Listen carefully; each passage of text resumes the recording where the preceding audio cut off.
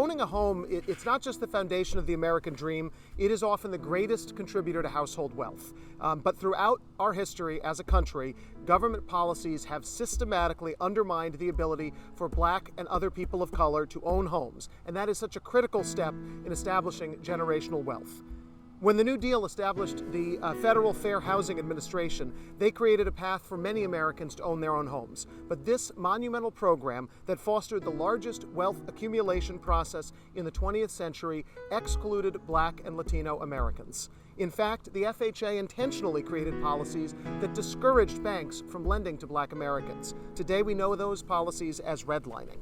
So today, appraisal discrimination is a continuation of this legacy of federal policies like redlining, and unfortunately, as many investigations have identified, it is embedded in the home purchasing process.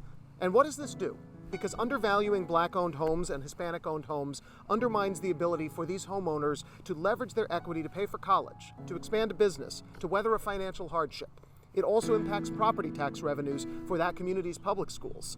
A 2018 study by the Brookings Institution found that homes in majority Black neighborhoods were undervalued by an average of 23%, or $48,000 per home, and that appraisal discrimination collectively costs Black homeowners billions of dollars a year in lost home values.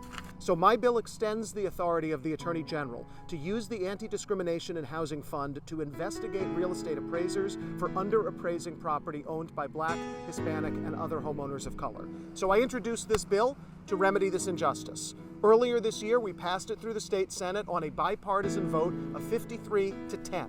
It was introduced in the Assembly by Assemblywoman Michelle Szilagyi, who is not able to be here today, but who sent a statement, which we will hear from momentarily. Unfortunately, the Assembly did not yet bring it up to a vote, and we are committing. Starting in January, I will reintroduce this legislation in the 2023 legislative session. I am confident that it will again pass the Senate with enthusiastic bipartisan support, including from our Senate Majority Leader, Andrea Stewart-Cousins, who spoke in favor of this bill.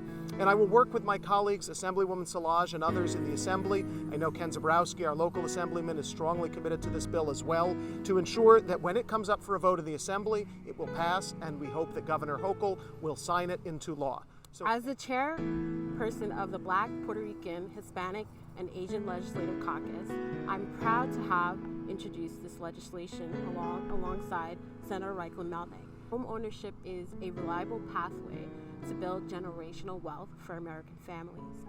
However, discriminatory home appraisals are draining wealth from communities of color. We'd like to think that this only happens far away from Rockland County, far away from Nyack, but I have a statement from a homeowner here in South Nyack. In 2020, when I was refinancing my home, I knew the first assessment came in way under market value for my house. I set up a scenario that I hoped would get a better assessment, but never really thought about just how valuable and simultaneously devastating the results would be. By removing the artifacts that represent my family and replacing them with stage images from my white friend, we were able to secure a significant increase in the assessed value, offering financial opportunities we wouldn't have otherwise been able to experience. No one should have to remove their identity to access the same rights afforded to others. No family should be denied options because of institutionalized racism and its far-reaching impact on families of color. And so I applaud our Senator Elijah Reichlin-Melnick for the work that he's done, for the work that he's doing, and the work I know he will continue to do to impact socially the injustices that have existed throughout our history. This bill is one important step in our fight for equal access to the American dream.